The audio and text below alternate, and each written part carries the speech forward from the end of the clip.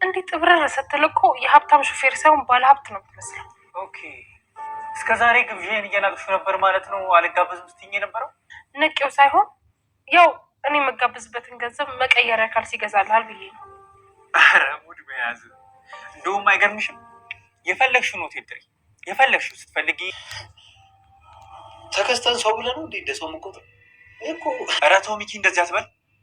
በጣም እየተናገርከኝ እኮ ነው። ታውቀዋል። ወራዳ ጭራሽ ታወራለህ። እህቴ እኮ ከአንተ ጋር ሆና እኮ ነው በጠራራ ፀሐይ እየታገተችው አይደል? ዝም በል ተከስተ፣ ዝም በል። ደሜን አታፍር። የእኔ ብቻ ጥፋት አታስመስለው እንጂ። ተከስተ ዝም በል በቃ ዝም በል። እንደውም ንገረኝ ካልክ አንተ ክፉ ገዴ ነህ። እናንተ ሰዎች እኔ እዚህ እንዳለው ረሳችሁ ልባል ነው ወይስ እናንተ ስትገናኙ ልጅነታችሁ ትዝ ይላችኋል? የያዝነው እኮ ስራ እኮ ነው አይደል? ይቅርታ ኮማንደር። ለማንኛውም በተከስተ ማትተማመን ከሆነ መርማሪ አብሮ እንዲል ማድረግ እንችላለን። አረ እንዴ እኔ በተከስተ አልተማመንም ኮማንደር። ባይሆን በዚህ ከተስማማን አንድ አሰባለን። ምንድን ነው እሱ ኮማንደር? ለሰውየው ካሰብኩ ገንዘብ ላይ ግማሹን እኛ እንወስዳለን። ምን እያልክ ነው ኮማንደር? እየቀለክ ነው? እኔ በጭራሽ ቀል የሚባል ነገር አይመለችም እንዴ። ግን ለተከስተ ምንም አይነት ገንዘብ የምናስብለት አይኖርም ማለት ነው። አረ ኮማንደር ለእሱ አታስብ። ጃምቦን እና ከርሱን ከሞላንለት እሱ የሚያሳስበው ነገር የለም አይደል? የተከስተ እንደዛ ከሆነ ተስማምተናል ማለት ነው። የሚገባ አይ ሚኪ ዛሬ እንደፈለግ ፈንጭ፣ ነገ ግን እኔ ነኝ የምጫወትብህ። ቀነን እየጠበኩልህ ነው ደደብ። ምጭ በል እስኪ ብሩኬ። እንዴ ምንድን ነው ልልቴ? ሌላ እንግዳ አለብሽ እንዴ? ሌላ እንግዳ የለብኝ ለዛሬ አንተን እንግዳይ። ሰላም ውድና የተከበራችሁ የካያ ድራማ ቤተሰብ እንኳን በሰላም መጣችሁ።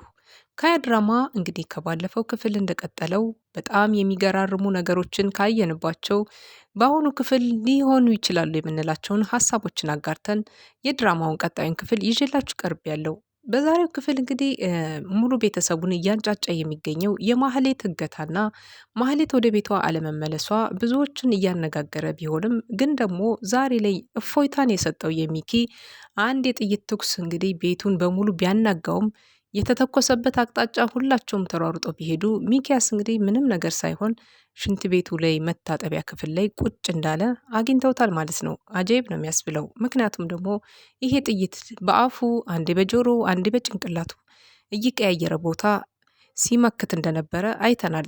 ራሱን ለማጥፋት ብዙ ነገሮችን እያደረገ የነበረው ሚኪያስ ለምንድን ነው ይህን ሳያደርግ የቀረው? ለምንስ ቤት ቢተኩሰው ነው ይህን ያክል ድምፅ አውጥቶ ሙሉ ቤተሰቡን አስደንግጦታል?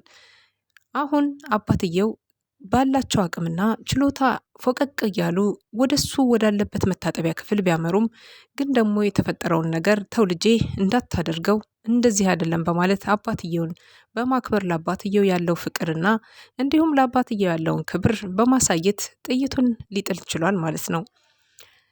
አሁን ላይ የቾምቤና እንዲሁም ደግሞ የልዕልት አካሄድ የታወቀ ነው። ለልጆቹ የእንጀራ እናት መሆን ትችያለሽ፣ እንዲሁም በጣም መልካም ሴት ነሽ፣ አስተዋይና የተማርሽ ነሽ። ስለዚህ ለብሩኬ ሚስት ብትሆኝው ለልጆቹ ደግሞ እናት ብትሆኛቸው ብዬ እኔ ልሻለሁ በማለት እሱ ነገሮችን እያመቻቸ ይገኛል ማለት ነው። ቾምቤ መልካምና አስተዋይ ሰው ሲሆን ግን ደግሞ ነገሮቹ እንዳይበላሹ እሱ ቅድም እያለ ነው። ምክንያቱም ደግሞ ከርብቃ ጋር ያለውን ግንኙነት በጣም አስጊ ስለሆነ ቾምቤ እንግዲህ ነገሮችን በዚህ በኩል እየጨረሰ የሚገኝ ነው ማለት ነው። ቾምቤም የልዕልትን ቁልፍ ወስዶ ፏ አድርጎ ቤቱን ወይኑን ገዝቶ እንግዲህ ያልተጠበቀ ሰርፕራይዝ አድርጓታል ማለት ነው።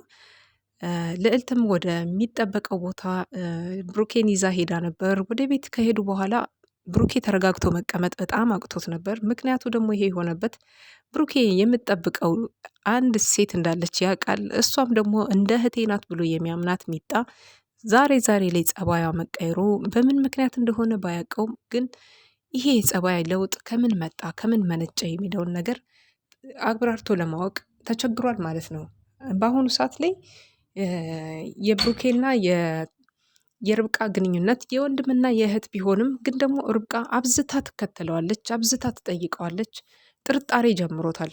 የሆነችውን ነገር ባያውቀውም ጥርጣሬው ወደ ሌላ ነገር እየሄደበት ተገኝቷል ማለት ነው።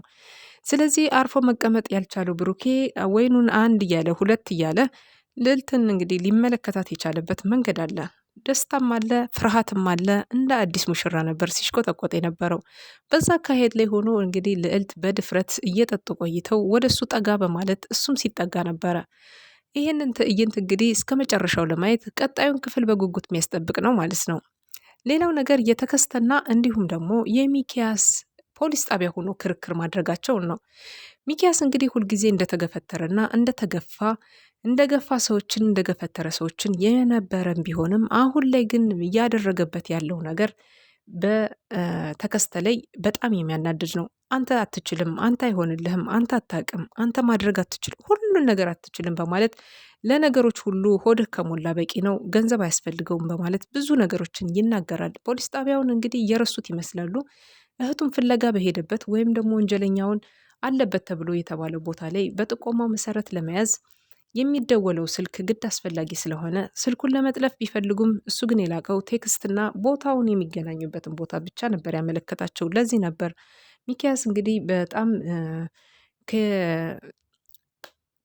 ከፖሊሱ ጋር ያለውን ግንኙነት እንግዲህ እንደምታውቁት ነው። በገንዘብ የተሳሰረ ነበረ ሁሉ ነገራቸው እና ያንን ገንዘብ እንግዲህ ለሱ የምትሰጠውን ግማሹን እኛ ብንወስደውስ በማለት ካገታት ልጅ ጋር ድርድር ሲፈጥር ነበረ እና ፖሊሱ ለራሱም ጥቅም ብሎ እያደረገ ይገኛል። ስለዚህ ተከስተ ምንም አይነት ሳንቲም አይደርሰውም ማለት ነው በማለት አይ ችግር የለውም ሆዱን ከሞላንለት አያንሰውም ይበቃዋል እያለ ሚኪያስ እንግዲህ በሱ ላይ ቀልዱን አሁንም የተው አይደለም። ሚኪያስን ቀን ጠብቆ ሊበቀለው፣ ቀን ጠብቆ ደግሞ ሊጥለው የሚፈልገው በአሁኑ ሰዓት በጣም ብዙ ነገሮችን ዋጋ ሊያስከፍለው እየተዘጋጀ የሚገኘው ተከስተ እንግዲህ አንተ እብድ ትሆናለህ፣ እብድ ሁነህ በአካባቢህ ላይ ዙሪያህን ትዞራለህ። በዛም ባሻገር ደግሞ ፖሊሱም አንድ መኪናው ላይ ቁጭ ብለህ ነገሮችን በርቀት እንድትከታተል በማለት እሱም ያኛውም ሁሉም የስራቸውን ድርሻ ይሄኛውን ባለቤቱ ሚኪያስም ደግሞ ብሩንና እንዲሁም ደግሞ የተባለውን 700 ሺህ ብርና በወረቀት ካኪ ይዞ እያንዳንዱ ነገር ከመኪና ስር ሆኖ ቢጠብቀውም አንዲት ሴት ቅጥረኛ ቀጥሮ ስለነበረ የምትመለከተውና የሚሄድበትን አቅጣጫ እንዲመለከት አድርገዋለች። ለዚህ ነበረ ሚኪያስ የተበላው የተሸወደው ሳያስበው እያንዳንዱ ነገር ካጠገቡ ሰው መኖሩንና አንድ እብድ መሳይና አንድ መራቅ ብሎም መኪና ላይ ቁጭ ያለ ሰው እንደነበረ ያቺ መልእክተኛ ታደርሰዋለች። አጋቹም የማህሌት አጋች እንግዲህ በንዴት የተነጋገሩት ነገር ቢኖር ከመሀላቸው ሰው እንደማይገባና ብሩን ሲቀባበሉ እሱና እሱ ብቻ እንደሆኑ እያንዳንዱ ነገር ተናግሮ ስለነበር ለዚህ ነበረ የማደርገውን እርምጃ እኔ ያውቃለሁ በማለት ማህሌትን እንግዲህ እንደሚገላት በህይወት እንደማያስቀምጣት እየተናገረ ነበር። እውነት ጨክኖ ያገታት ሰውዬ ማህሌትን ይገላት ይሆን? ምክንያቱም ደግሞ አንገቷን ተናንቋት ነበረ። ይሄ ሁሉ የሆነው በሚኪያስ መጃጃልና በሚኪያስ ግዴለሽነት ነው። ብሩን ሰጥቶ እህቱን እንደማዳን እሱ ግን ሌላ ሰዎችን ይዞ በመሄዱ ከሱ ጋር እሰጥ አገባ ገብቷል። ምክንያቱም ደግሞ ሚኪያስ ሊገለው ወይም ሊበቀለው እየፈለገው እንደሆነ ያቅ ነበርና አጋቹ ለዚህ ነው ሳይቀድመኝ ልቅደም ሌላ ሰላይ አስቀምጦበት የነበረ። ሚኪያስም ብልጥ ስለነበር ሰላዮችን ይዞ ባጠገቡ ላይ አንደኛውን እብድ አንደኛውን ደግሞ ሌላ መንገደኛ ተራ መንገደኛ ሲቪል ለባሽ አድርጎ ፖሊሱን ይዞ የሄደ የነበረው። ግን ደግሞ እሱም ተጠራጣሪ ስለሆነ ሌላ ሴት በማስቀመጥ እንግዲህ ነገሮችን እንዲበላሹ አድርጓቸዋል። ሁሉም ነገር ግራ በተጋባ ስሜት ውስጥ ገብቶ ሚኪ እንግዲህ ራሱን ስቶ ውይ እያለ እያበደ ነበር። በሆነው ነገር ግራ ተጋብቶ እሱ የእህቱ ነገር እያስጨነቀው ስለነበረ በዚህ መካከል ላይ ያች ሴት ተደብቃ ትመለከታቸው ስለነበር ሁሉም ተሰብስበው አንድ ቦታ ላይ መሆናቸው አየህ አለቃ አንተ እንዳልከው ትክክል ነበርክ፣ እነሱ አሸባሪዎች ናቸው፣ አንድ ላይ ናቸው በማለት ግሩፕ እንደሆኑና እያንዳንዱ ነገር ስትነግረው በጣም ተናዶ ያችን ምስኪን ልጅ ሲያንቃት ነበር አንገቷን። ይህን ነገር ሁሉ የሆነው በሚኪያስ ችግርና በሚኪያስ ነገር ነበር። ሚኪያስ እንግዲህ እሱን እገላለሁ፣ እሱን አጠምዳለሁ፣ እሱን የተለየ ነገር አደርጋለሁ ብሎ እህቱን ጎትቶ በጠዋቱ ደና ከነበረችበት ቦታ ላይ ወደዛ ወስዶ እህቱን አስረክቦ በባዶ እጁ እየዘነጠ የተመለሰው ሚኪያስ ነው። አሁን ላይ ማን ሊሆን ይችላል ተጠያቂው? በሚኪያስ ሴራና በሚኪያስ መጥፎ ድርጊቶች እህቱ እየተቀጣች ነው። አባቱ በዛ ላይ ለብቻው እያለቀሰ ነው። ከዚህ በላይ ቅጣት የለም። ውድና የተከበራችሁ ቤተሰብ ከዚህ በኋላ ይሄ ድራማ የሚገርም ነው። ምክንያቱም ደግሞ አሁን የልዕልትና የርብቃ መፋጠጥ እንደቀጠለ ነው የሚሆነው። ምክንያቱም ብሩኬ በዚህ ሰዓት ላይ የምርጫው አንድ አካል የሆነችቷ ልዕልት ብቻ ነው ልትሆን የምትችለው። ልዕልት ደግሞ ከዚህ የፍቅር አጋሯ ጋራ አብራ መኖርና ልጆቹን አካታ በአንድ ላይ መያዝ እንዲሁም እውቀቷን ተጠቅማ የማንነት ጥያቄውን ማስመለስ ሌሎች ቀጣይ ሂደቶችን የምታደርግ ይሆናል። ይሄ ማለት ደግሞ ልዕልት የተሰጣትን የልጆችን አደራ በተግባር ትወጣለች ብሎ ቾምቤም ስላመነባት ነው። ወይዘሮ ሂሩት እንግዲህ አንድም የተናገረችው ነገር አልነበረም በልጅቷ ዙሪያ። ምክንያቱም ደግሞ ልዕልት ጠበቃና እንዲሁም ደግሞ አንዳንድ ነገሮች ጉዳይ አስፈጻሚ እንጂ ከብሩኬ ጋር ያላትን ግንኙነት በምን ጉዳይ እንደሆነ ምንም የምታውቀው ነገር የለም። ከትርሲት ጋር ከተለያዩ በኋላ ልዕልትን እንግዲህ ለሁለተኛ ጊዜ የሚቀርባት ጓደኛው ትሆናለች ማለት ነው። ግን ደግሞ በመሀል ላይ ብዙ ክስተቶችና ብዙ ችግሮች አሉ። ከነዚህ መካከል በጣም ጥብቅና ዋነኛው ነገር ርብቃ ነች። ርብቃ እንግዲህ የሁለታቸውን ጓደኝነት ወይም ደግሞ የሁለታቸውን አብሮ መሆን የማትፈልግ ብትሆንም ለብሩኬ ያላት ፍቅር ዛሬ ሳይሆን የቆየ ነው። በቤታቸው ከነበረበት ጊዜ ጀምሮ እስከ አሁን ድረስ ለብሩኬ ያላትን ስሜት የተሰማትን ነገር ሳትናገረው ለዘመናት አፍና ቆይታለች።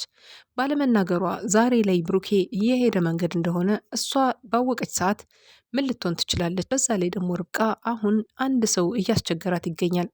እሷማ ትቢቷ በጣም ወጥሯታል፣ እያስቸገረች ነው በማለት ለሚኪያስ ሲነግረው ነበረ። ሚኪያስ እንግዲህ ይሄንን ነገር ድርጊት እንዴት ሊያስቆም ይችላል? ሚኪያስ እርግጠኛ ነኝ ብዙ ነገሮችን ሊያስተካክልለት በእርግጥ ይችል ይሆናል። ግን ደግሞ አሁን ላይ ሚኪያስ የራሱንም ጉዳይ ማስተካከል ያቃተው ሰው ስለሆነ በዛ ላይ ደግሞ የተከስተን ለውጥ የሚፈልግ አይነት ሰው ስላልሆነ የተከስተን ጥሩ ማግኘት መጥፎ ነገር መገኘት እንጂ ጥሩ ነገር መገኘት ስለማይፈልገው ተከስተ ብቻውን ነገሮችን ቢጨርስ የተሻለ ነው። ርብቃ እንግዲህ ከተከስተ ጋር ያላትን ግንኙነት ብታጎለብተው ጥሩ ነበር። ግን ደግሞ የተሻለ ጫማና ካልሲ ብትገዛበት ላንተ ይሻልሃል፣ እኔን ወስደ ሸራተን ከምትጋብዝ እያለች ተከስተን እንግዲህ ቁም ስቅሉን በሚያሳይ ሁኔታ ስትናገረው ነበረ። እናም ርብቃ በሆዷ ውስጥም በልቧ ውስጥም የተቀመጠው ማንም አይደለም ያለው ብሩኬ ብቻ እንደሆነ ማሳያ ገጽታዋ ነው። እና ከዚህ በኋላ ምን አይነት ነገሮች ሊፈጠሩ ይችላሉ? ተከስተስ ደግሞ ለበቀል ብሎ የጀመረው ፍቅር ወዴት ያመራ ይሆን? ቀጣዩን እንግዲህ የምንመለከት ይሆናል። ውድና የተከበራችሁ ባላችሁበት ሰላማችሁ ብዝት ዝት ይበልልኝ። መልካም ምሽት።